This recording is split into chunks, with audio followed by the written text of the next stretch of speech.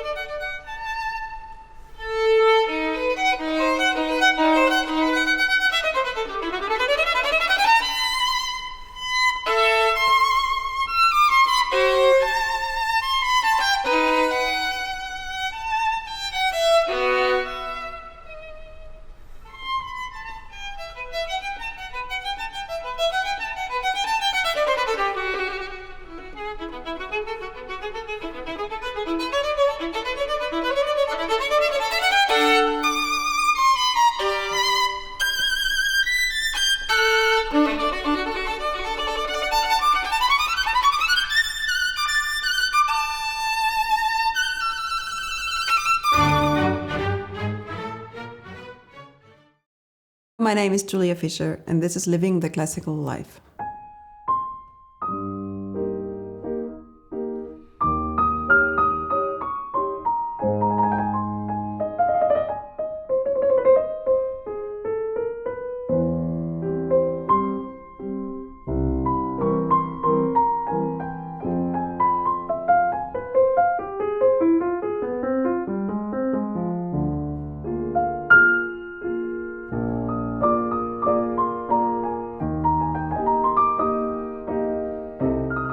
Julia, thank you so much for being here on Living the Classical Life. It is such a delight to welcome you onto the show. So this morning, I had the pleasure of going to YouTube, and I found, actually as a deliberate effort to find examples of you playing piano, I found your performance of the Grieg Piano Concerto, and it just struck me as someone who grew up playing only the piano, that this is so specifically connected with the physicality of the instrument. The sound, the way we envision it, is really connected to a whole world that I can't imagine in any other way. You were born to a musical family, and you were playing from an early age, both instruments. But did you ever imagine that you would be performing both instruments at the level of stage? Well, I was sure to become a musician, and I was sure to become a violinist. But I never said that I would not become a pianist. So for me, performing piano was always part of my life. And I always performed in concert piano, not as much as on the violin, and maybe just once a year and shorter pieces. But it was clear for me that I also play the piano. And actually for a very long time, it was my wish to once have this feeling of being a pianist in front of an orchestra, because I find this combination of piano with orchestra is probably the most dramatic one also, because there's no piano in the orchestra. You have always 20 violinists sitting behind you. You play with violin, you're part of the orchestra. But the piano, when you play as a pianist in front of an orchestra, there's a difference between the piano and the orchestra. It's more of a battle maybe also, and so I always wanted to experience that. And I've been planning this for a very long time. I had been planning that for a very long time. And then finally this date, January 1st, 2008 was there. And so for the entire year of 2007, I prepared for this concert, and it was very hard because I played 100 concerts on the violin in that year. In that year, 100? 100, yeah, with lots of repertory and all over the world. And so whenever I played a violin concerto in the evening, then after the concert I would stay and practice piano in the hall so that I would have a decent piano to practice on. And so it was a very tough year, but I was grateful that I did it, because otherwise I probably would have asked myself my entire life, what if? And I didn't want to have that. I wanted to do it once. I wanted to know what it is like. And so now I've done it, and I'm not saying that I will never do it again, but it was tough enough. So Whenever I play piano now in concert, I actually play chamber music with friends because that's a little bit more, it is easier than performing a piano concerto. But I still do that and I enjoy it whenever I can play concerts. Well, not at the moment, but last year I played with Daniel Müller-Schott, Schubert Arpeggione, for example. And so that happens from time to time. I think for our general viewers, one of their first questions might be, on a daily basis, to maintain both of these instruments on that level, is it really necessary to play both each day, every day across a year, or can this really be in phases and then you can bring back, for example, the piano? Actually, it's much easier to bring back the piano than the violin. So when I don't practice the violin for a week, then it takes me a week to be back in shape. And when I don't practice the piano for a week, it takes me a day to be back in shape. So I think it's impossible to maintain the high level on the violin if you don't practice every day. That's absolutely impossible. And of course, on the piano, you have to reach that level first. But then you can get back into shape pretty quickly, I have a feeling. But maybe it's also because my expectations on the violin are certainly higher than on the piano. So probably I'm also more strict with myself in terms of how well I know the instrument. In the beginning, until I was 9, I practiced probably both instruments equally. Mm-hmm. And when I was 9, I started with Anna Chumachenko at the Music Academy. And then certainly violin became the first instrument. And when I was 11, I took part in Menuhin competition. And then I basically only practiced violin for a couple of weeks. And after I won Menuhin competition, my mother said, okay, now you've practiced enough the violin, now you play a piano concerto. And actually that was the first time that I played piano with orchestra. That was 6 weeks after I won Menuhin competition. On my 12th birthday, I played Introduction and Allegro Appassionato by Robert Schumann. I love that piece. Yeah, I love that piece too. But I had to learn it in 6 weeks after not having played the piano for a couple of weeks. So it was tough. But it was also great. So that was the first time that I actually performed piano with orchestra. And then after that, I went back to violin very quickly. So I had so many concerts on the violin that there was no possibility of playing less the violin. So I was already basically in a professional life on the violin. But then I always came back to piano. So it was I never had a phase of weeks where I wouldn't really play the piano. I would always play for myself. And, also before concerts, until today, actually, when I have a piano in my dressing room, then I tend to play the piano before I go on stage, even with a violin, or after the concert. In your awareness, how common is it to meet musicians who really play both instruments? I mean, specifically piano and violin. Most famous example perhaps is Mozart, but then there were also wonderful performers like Harold Bauer, who mm-hmm.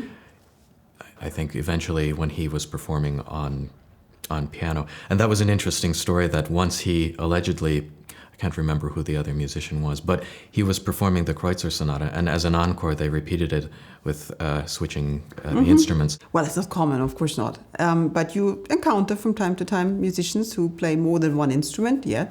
And sometimes you can also switch. I remember when I met the pianist Herbert Schuch, I was 15 and he must have been 18.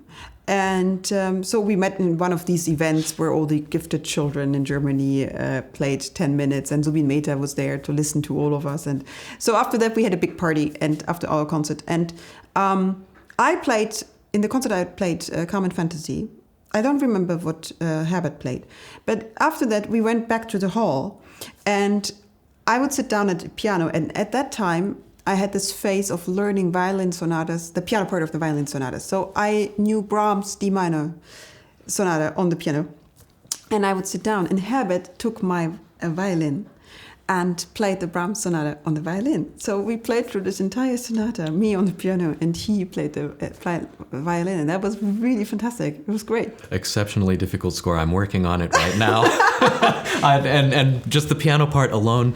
And I think also for the teaching part, that's of big help, because when I play Beethoven sonata, with a violinist and I'm the pianist, then I feel completely different things than if I only look at the violin part. I can tell then, okay, this is where you rush, this is where you slow down.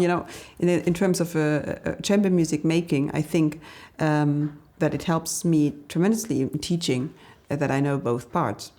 For you as a performer, I'm really curious to know, what is your relationship to the concept of perfection? Because when I'm listening to your recordings and your performances, one thing that strikes me, and also in conversation with my musical colleagues, they use the word perfection of your craft. But is that really something that we can strive for on stage? I mean, that is a really, really specific expectation, but I think for the performer, maybe you come at it from a different angle. I'm probably not aiming for the word perfection, but I have to admit that when I practice, then I want perfection. Yes, I do work on my technique in a way that I don't have to worry about intonation or technical things when I go on stage, and I'm not happy if something doesn't work. Yeah. Still, once I'm in the concert, I'm not paying attention to perfection. Then I only pay attention actually to the music making, to my colleagues on stage, to the way of communication on stage. The perfection of the accuracy is a baseline, but is there something else that can account for perfection, what you wish to be the totality of your performance? I'm just trying to get to the bottom of the definition of perfection, what you hope for.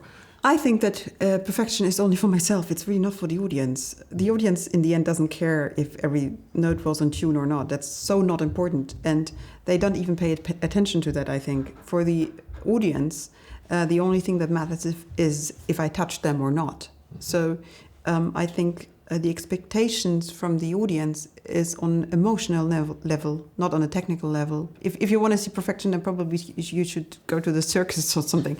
I think music is not about that. Perfection is for my own goal, for myself. And of course, there are these funny moments like, in the Sibelius Violin Concerto, for example, there's this high F sharp, which you have to hit 4 times in the third movement. And so, of course, every violinist knows that. And but the probability of hitting all 4 of them in the concert is probably something like 70%. It's not much higher than that. And I remember that I played it in St. Petersburg once with the Petersburg Philharmonic and Timir Kanov. And after the concertmaster came to me and said, "Yes, congratulations, you hit it 4 times." So he was really happy that I managed to get the F sharp 4 times. So, and of course, that's a funny moment and a great moment. And he realized, and I realized, and I was happy. But I think that in the audience, really nobody cares about it.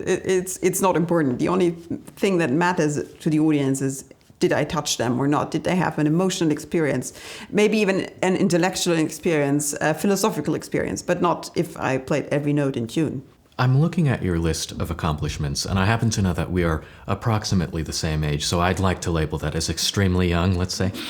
But for my colleagues, also regarding that list of accomplishments, your recordings, your tours, the orchestras, conductors, the competitions, the awards, it seems like the assumption could be that that's just an endless string of successes. I think I was very lucky whom I met and when. So, of course, starting with Anna Chumachenko as my teacher, who, by the way, is exactly the same kind of person. She also never, cared about this, if she is that famous or that famous. I mean, there's this famous story of her when she won a competition when she was 18 and she was supposed to play many concerts in England after that competition, and she never arrived at the concerts because she didn't like the weather in England, so she just went to Italy to go on holiday instead of playing the concerts with her husband, newly wedded husband. So I was lucky when I met her and when I had lessons with her, that she only paid attention to what kind of musicians her students would become. Then, when I was 13, I met Lauren Mazel by accident. I was invited to a discussion in the Bavarian radio about gifted children. and I was the example for a gifted child, together with Daniel Müller-Schott, actually, whom I met on that night.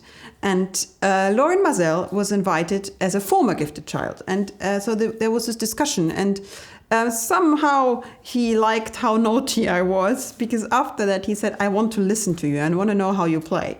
And that's how he invited me to audition for him. And so I auditioned, and then he worked with me, and we played together many concerts for many years. And I know that Lorin Maazel phoned Marek Janowski saying, I have this young child who plays the violin, would you like to listen to her? So I went and played for Marek Janowski. And Marek Janowski was also very important in my bringing up, because he was... he always took care that I would learn new repertory. So he would make me learn Alban Berg Violin Concerto when I was 16, and I really didn't want to, but I had to. He just made me learn it. And so I played a lot of concerts with Marek Janowski, but each time a new violin concerto. So I was forced to learn a very big repertory. And then I met Christoph Eschenbach, who actually, by the way, was late for the audition for over an hour. And so it was in the Leishalle in Hamburg, and in the small hall, and there was a grand piano. So when he came in, I was actually sitting at the piano playing Liszt Sospiro. And so I didn't realize he came in, and I played the etude, and he listened to the entire etude. And then when I stopped, he applauded, and he said somebody must have told him wrong, because he thought he would listen to a violinist. And I said, actually, yes, you're going to. So I went back and took my violin and played Dvorak Concerto to him. And then he played a lot of concerts with me. And Christoph Eschenbach was very important in my teenage times, because he didn't just play with me as a conductor, but he invited me to Ravinia Festival to play recitals with him. And he played piano, I played violin. And this chamber music with such a great pianist and such a great musician really influenced me a lot. And unfortunately, he also set the level of what I expected from a pianist very high. So I think after that I became a pain for the pianists I worked with, because I was used to play with Christoph Eschenbach, and actually through my management, Jack Mastroianni, my general manager, since I was 13, worked also for Jean-Yves Thibaudet. So I played with Jean-Yves Thibaudet my first recitals when I was 15. And of course, if that's the level you start on at that age in recitals, then you can't work with other pianists anymore. So it became really hard for me to actually find pianists I could work with, because that was the level I was used to since that young age. So that was not always helpful in terms of whom I could work with. But I learned so much from Jean-Yves Thibaudet. I remember that we played a Grieg C minor sonata, and I had the feeling on stage in Concertgebouw that I would fly, because he would just have this, he has this ability to just take your hand and he just goes through the piece with you. It's just amazing. And I learned so much through these musicians at this young age. And I didn't care if Christoph Eschenbach invited me to Ravinia, or if it was London or Paris or whatever. I didn't care. I was just so grateful that I could play with him, and I would have gone anywhere to play with him. And I think that was for me always the most important thing: who I play with whom I play, not where I play. Have there ever been moments of surprise where you've performed and you said, this really reminded me of why I do this, the joy of being on stage, that somehow what happened was 1 + 1 = 3, that there was a magic that took on a life of its own? There are concerts that will stay with me, of course, which I've played and where I thought, okay, this was really a spectacular moment, and I'm grateful to have experienced it. But that happens mainly because of the communication between me and the other musicians on stage. So sometimes that happens that there has been Brahms' double concerto with Daniel Müller-Schott, which was I will remember forever, of course. And also violin concerti. I mean, Brahms' concerto conducted by Yakov Kreuzberg, which I will never forget. So yeah, there are some concerts. Yuri Timirkanov is always I don't know how he actually does that, but actually any concert Yuri conducted is memorable. I don't recall that I've ever had a moment on stage with Yuri that was not out of this world. It's whenever he enters the stage, he takes everybody in this completely different world and away from here, and you're with him in the stars. And even on tour, I mean, I've 3 or 4 times been on big tours with him where I played 8, 9 concerts in a row, and each concert would be like that. So he really is one of these persons who enters the room, and everything changes. And finally, Julia, I'm curious, what's inspiring you these days in life or in music? When you wake up in the morning, what is the driving force for you? Definitely my children, I have to say. Yeah, I have to say that now it's really my family and all the children around me. Since I also have the children orchestra, I'm inspired by any child I see with an instrument and make music. That's the most beautiful answer that I can think of. Speaking of what we pass on to a next generation, Julia, it's been such a pleasure to have you here on the show. It's been wonderful to speak about music, the expectations that we have, and the joy, indeed. And I wish you continued success in moving forward, and I hope to hear you in Cleveland again soon. It was a pleasure. Thank you. Thank you.